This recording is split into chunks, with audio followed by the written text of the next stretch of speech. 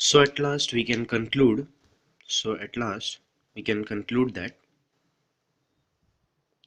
that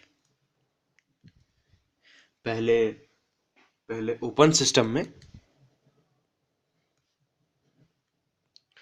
both matter plus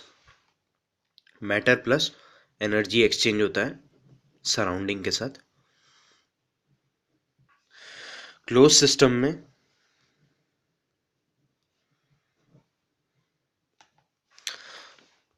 only energy but not the matter.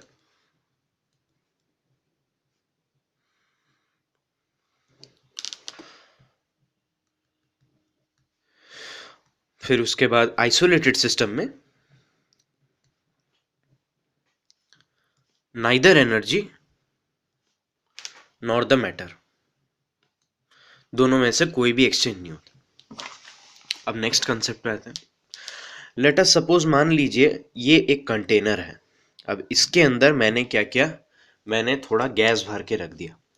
Gas, इसके अंदर gas है, gas भर के अंदर रख दिया।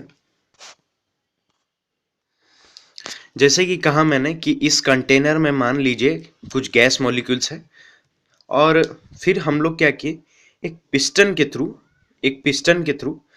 पिस्टन या कैसे भी, मतलब इसको, मतलब यहाँ पे तीन तरीका अप्लाई कर सकते हैं।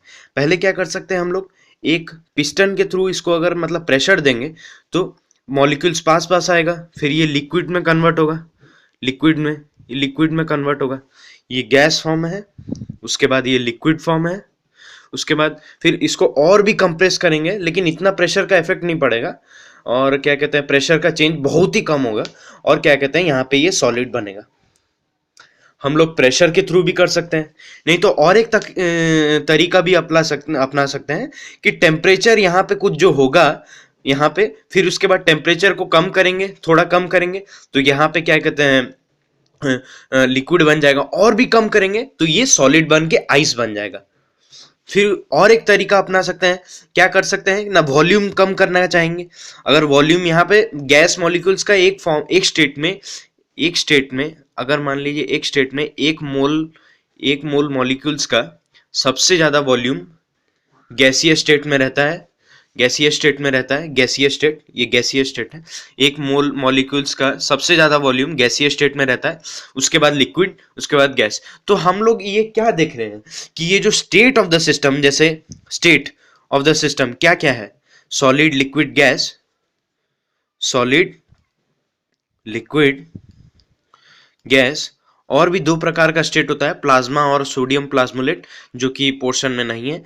तो यहाँ पे हम लोग क्या देख सकते हैं, सॉलिड और लिक्विड और ये जो गैस है, ये स्टेट ऑफ द सिस्टम, ये किसके ऊपर डिपेंड कर रहा है, टेम्परेचर के ऊपर, वॉल्यूम के ऊपर, प्रेशर के ऊपर।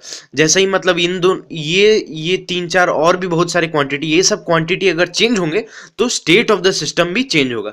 स्टेट ऑफ द सिस्टम मतलब अगर मान लीजिए यहाँ पे क्या कहते हैं, टेम्परेचर, गैस, ये जो स्टेट ऑफ द सिस्टम, जैसे अगर मान लीजिए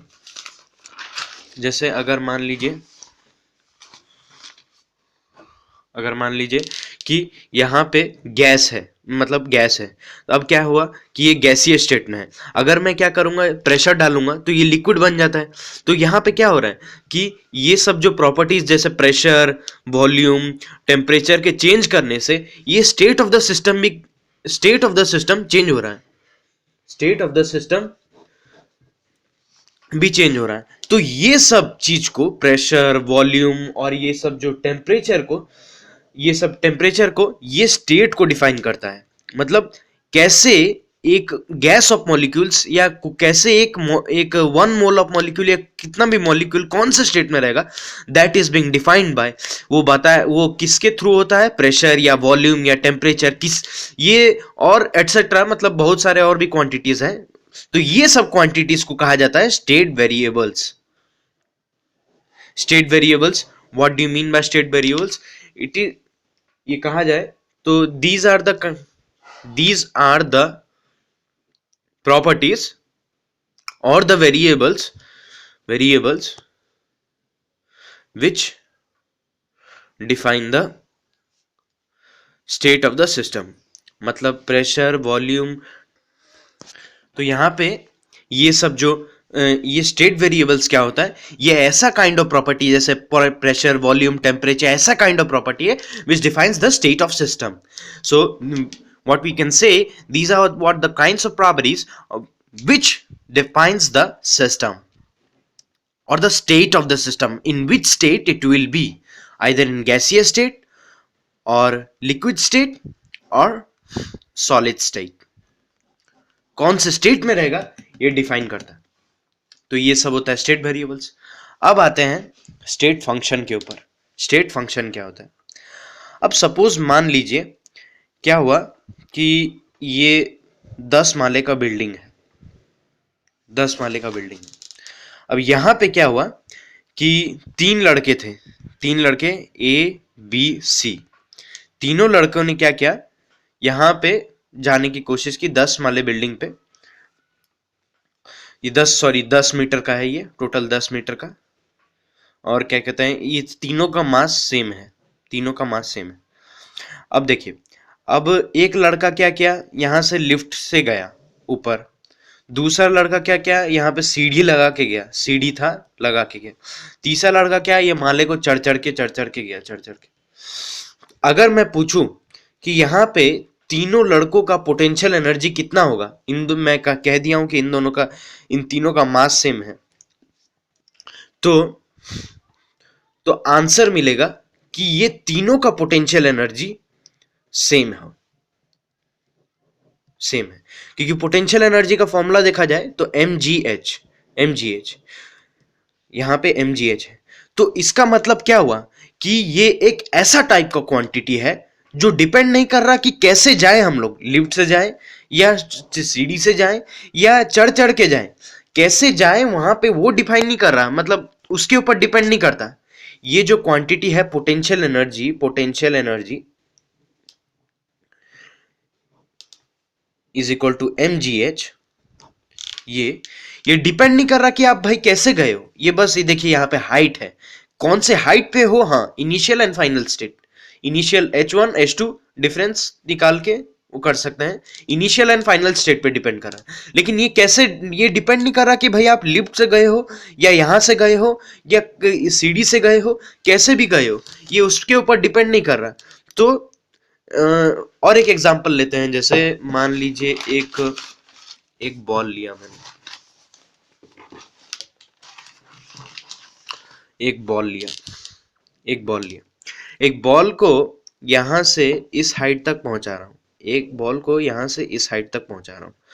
तो और क्या कहते हैं, और एक दूसरा बॉल को ऐसे ऐसे ऐसे ऐसे ऐसे ऐसे ऐसे करके यहां पे पहुंचा रहा हूं. और फिर और एक बॉल को ऐसे किया, ऐसे किया, ऐसे किया, ऐसे किया और यहां पे पहुंचे, सबको सेम हाइट पे पहुंचे, सेम हाइट पे. तो इसका मतलब यहाँ पे अगर देखा जाए, ये तीनों का पोटेंशियल, यहाँ पे ग्राउंड है, पूरा ग्राउंड, यहाँ पे देखा जाए तीनों का पोटेंशियल एनर्जी सेम होगा, पोटेंशियल एनर्जी सेम होगा. क्यों? क्योंकि ये एक ऐसा क्वांटिटी है, पोटेंशियल एनर्जी एक ऐसा क्वांटिटी है जो कि डिपेंड नहीं कर रहा कि भाई तुम कैसे लेके आए हो, यहां से सीधा लेके आए हो या ऐसे ऐसे ऐसे लेके आए हो या ऐसे जिगजैग पाथ में लेके आए हो. ये कैसे लेके आए हो उसके ऊपर डिपेंड नहीं कर रहा, बस डिपेंड कर रहा है कि आपका इनिशियल स्टेट क्या है और फाइनल स्टेट क्या है. सो ऐसे टाइप के जो क्वांटिटी होते हैं उसको बोला जाता है स्टेट फंक्शन या path function. So what do you mean by state function? These are the types of quantities. These are the types of quantities. Types of quantities whose value doesn't depend upon, whose value doesn't depend upon how the how the how the process has been taking place. Whose value doesn't depend upon,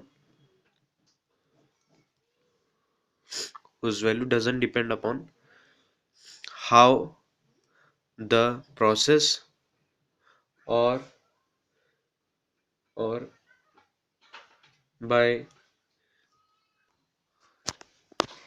or I mean to say that these are the types of quantities whose value doesn't depend on how the process has been taken place, or which path which path you have followed. It only depends upon depends upon the initial and final state. Now suppose here I am taking the case of ball. So here we can see that here the potential energy doesn't depend upon how the process has been taking place. Suppose I make the ball to I make the ball over to here, or I may go like this, or I may go like in a zigzag path. So it doesn't depend upon how the ball is been came to over here. I may choose this path, or this path, whatever path I may choose, but the potential energy at this point doesn't depend upon which path you have followed.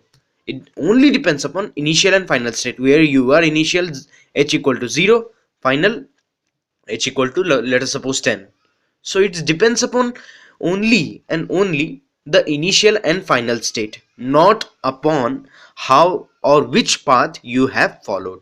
So I mean to say that state function are those function which really depend upon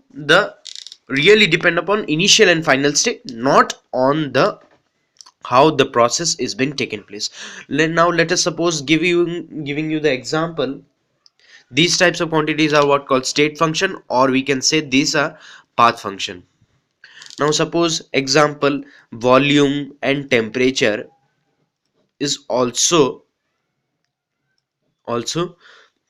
state function. How? Now let us suppose if my aim is to make this container I am defining about temperature only. If I want to make this container to 2 degrees Celsius, so how I will make it? इसको मैं कैसे बनाऊंगा? अगर मान लीजिए इसको मैं 2 degree Celsius बनाना चाहता हूं, तो इसको मैं कैसे बनाऊंगा? इसको 2 डिग्री सेल्सियस कैसे बनाऊंगा? आइदर क्या करूंगा कि पहले एक कंटेनर था 0 डिग्री सेल्सियस का, उसको गर्म करके मैंने पहले क्या किया, 1 डिग्री सेल्सियस दिया, फिर दूसरे बार और 1 डिग्री सेल्सियस, 2 डिग्री सेल्सियस हो गया। ऐसे भी कर सकता हूं। नहीं तो मैं क्या कर सकता हूं, एक कंटेनर बहुत गर्म था 10 डिग्री सेल्सियस का, उसको कूल किया और उसमें से 8 डिग्री सेल्सियस निकाला। अब देखिए ये दोनों केस को देखिए, यहां पे मैं गर्म कर रहा हूं, हीट दे रहा हूं, और यहां से हीट ले रहा हूं।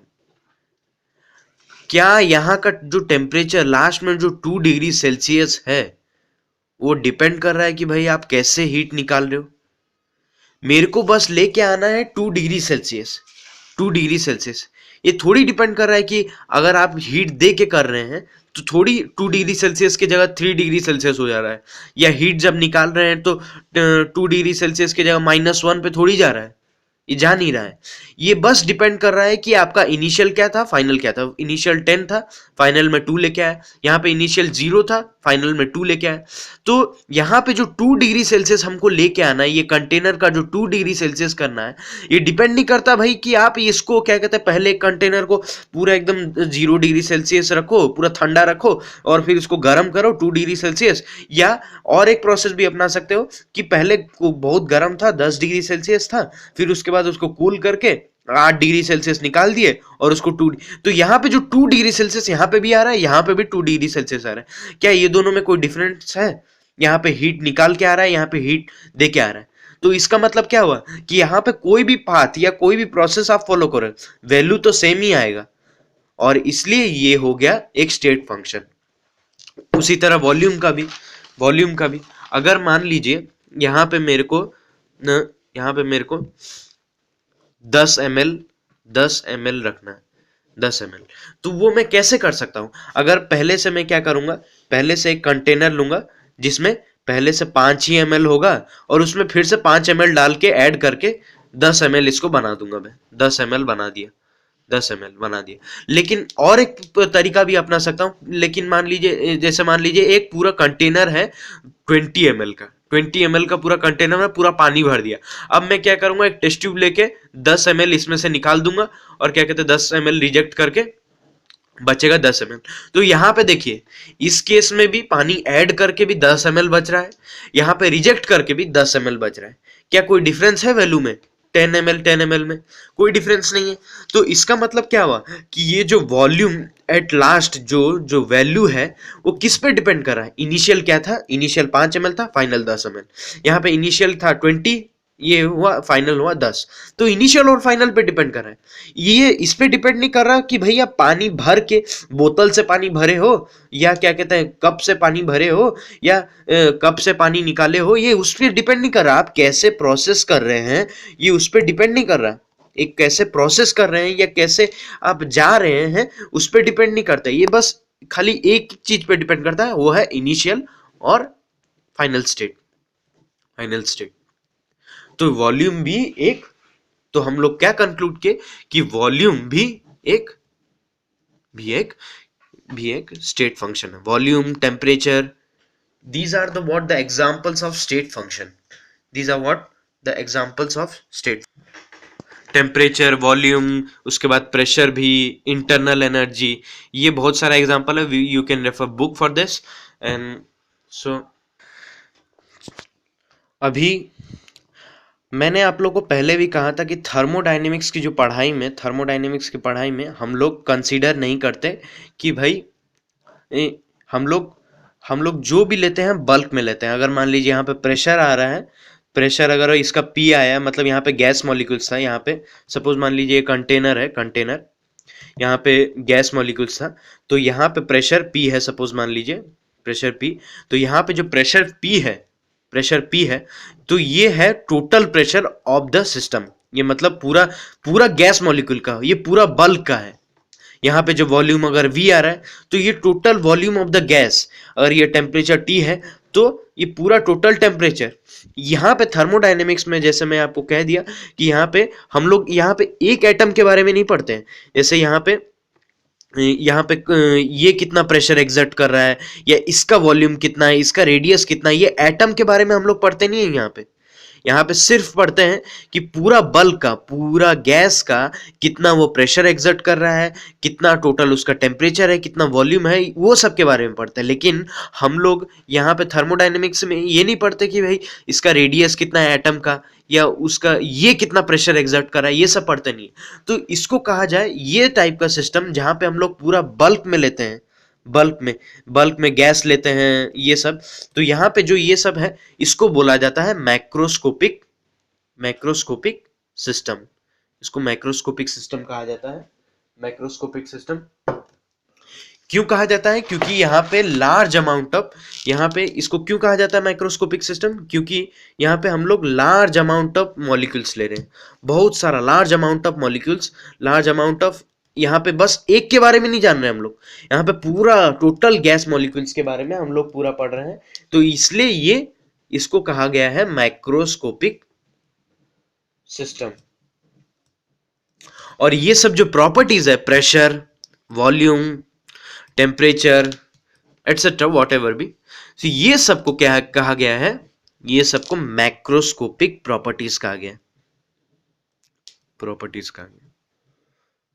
मैक्रोस्कोपिक प्रॉपर्टीज, ये सबको अब मैक्रोस्कोपिक प्रॉपर्टीज को दो भाग में डिवाइड कर दिया गया है। एक है एक्सटेंसिव प्रॉपर्टीज और एक है इंटेंसिव प्रॉपर्टीज।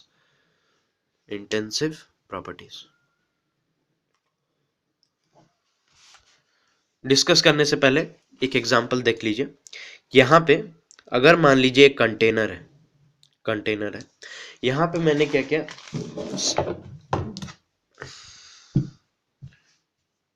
यहाँ पे एक मान लीजिए कंटेनर है, यहाँ पे कंटेनर का वॉल्यूम, टोटल वॉल्यूम V है और टोटल टेम्परेचर T है।